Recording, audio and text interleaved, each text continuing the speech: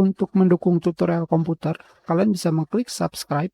Halo, selamat datang di tutorial komputer. Saya masih menggunakan driver NVIDIA versi 446.14. Sekarang kita lihat versi WDDM-nya. Kita ketikkan di start menu DX Dialog. Dari sini kita pergi ke display. Dan di sini seperti yang kalian lihat, ini adalah WDDM versi 2.6.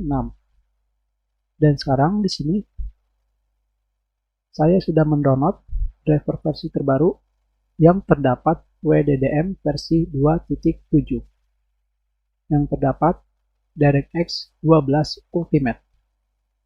Sekarang rekamannya akan saya matikan dan akan saya lanjutkan ketika sudah selesai menginstal driver NVIDIA versi 451.48 dengan WDDM 2.7. Sekarang kita lihat versi drivernya. Di sini kita sudah menggunakan versi driver 451.48.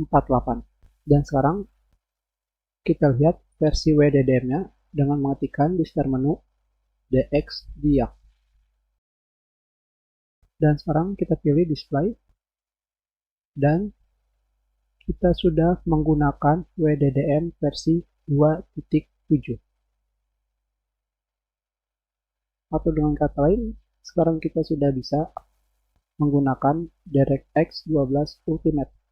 Hanya saja VGA versi GTX 960 tidak support. Kita sudahi, terima kasih.